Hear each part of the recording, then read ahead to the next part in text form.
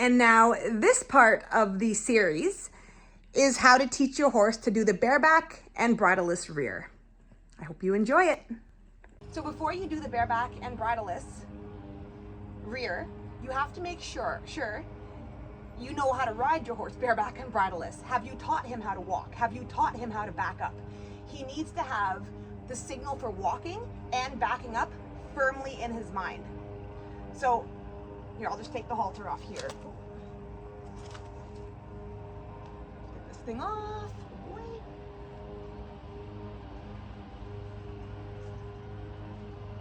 Or you could even do it with a rope around his neck to hold him back. That's another way to do it before you go bareback and bridleless. You could do bareback with the rope around his neck. And then if you know how to back up from the rope, it'll be pretty easy.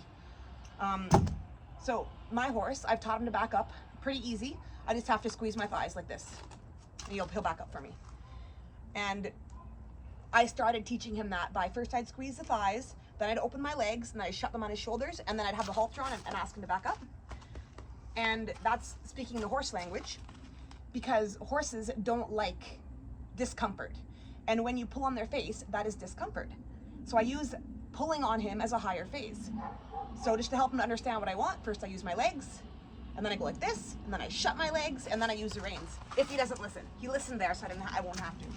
So if you want to teach your horse how to back up bareback and bridleless, that's how you do it. Phase 1 is a little squeeze with your top of your thighs. Phase 2, open your legs. Then you're saying, when you open them, you say, don't make me shut them. Phase 3 is smacking his shoulders with your legs, not too hard. And then phase 4 is just asking with the reins. And of course, your horse will know how to back up with the reins. So pretty soon the horse will just start listening to the leg, because your horse is going to say, I don't like you bugging my face. I don't like you smacking your legs against my shoulders. So I'm going to back up at phase 1.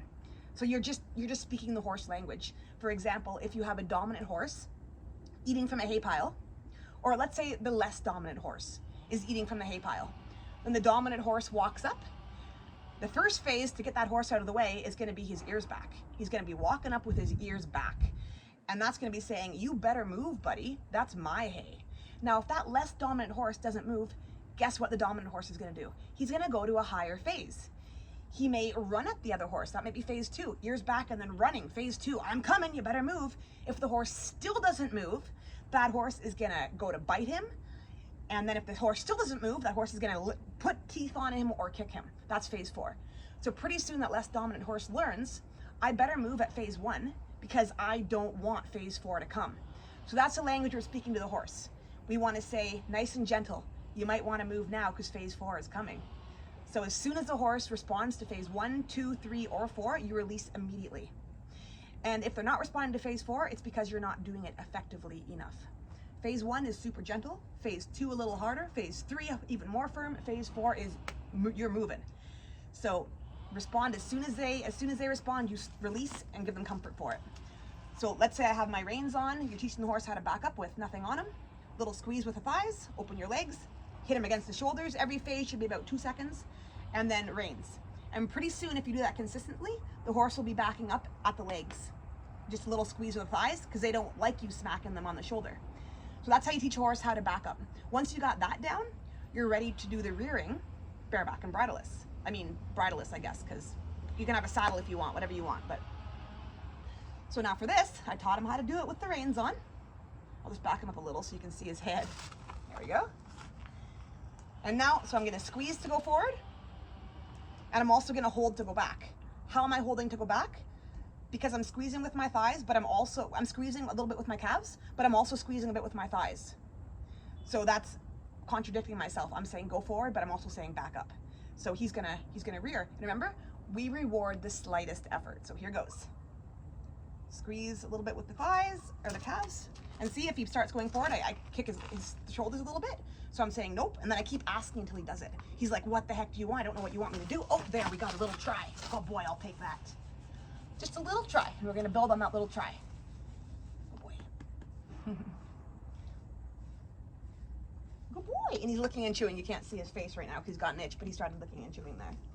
He's like, okay, I'm getting it. I'm getting what you're putting down. Good boy. Yeah. Yeah, you're cute. All right, so here we go. Little squeeze with the calves. I'm gonna move over just a little bit, go sideways a bit here so you can see better. Here we go. A little squeeze with the calves and a hold with the thighs. Squeeze, hold. Nope, nope. Good boy. Good boy. That was good. Good boy. And you don't want to overdo it on the first session. I know as people, we can tend to be like, I'm going to go do a session, I'm going to get her done this time. And you just kind of grab it and you hold on. You don't want to do that. All you want is to do a little bit and end on a good note. If the horse does a little try and you had been getting a little bit frustrated, a little bit impatient, and the horse did one good try, leave it for the day, come back tomorrow. And the horse, in my experience with the many hundreds of horses I've trained, they're always better the next day if you end it on a good note. So don't do hours and hours and get frustrated. A good 15 minutes, 5 minutes, ending on a good try by the horse, you're gonna make progress the next day. So I'm gonna show you another time. So I'm gonna ask him to go, and then squeezing with my thighs to stop him. Ask him to go, there we go. And see, he's crooked. So if you wanna keep your horse straight, ask him immediately to go right back where they began. There we go. You're gonna back up, move your bum over. There we go, get centered. There. And I should have done that when I first started training him a long time ago. I should have always made him stay straight. For backing up, I do that. If I ask him to back up, I make sure he goes straight by the end. So then, like, as if he starts going crooked, I straighten him out right away. So then he starts to learn, I'm only gonna get a release and be allowed to stop if I'm straight and moving fast, backing up. So he's figured that out. All right, one more. So facing on the camera. Squeeze with the thighs, squeeze with the calves, stop him with the thighs, squeeze. Nope. Yeah, good boy. And I'm gonna straighten him out this time. Too crooked for me. There we go. Good boy. Then you give him comfort at that stage right there. And it wasn't a very good one, but that's okay. And that's just an example of building on it. I haven't done this. I did it once this summer for a cover of my book I was doing.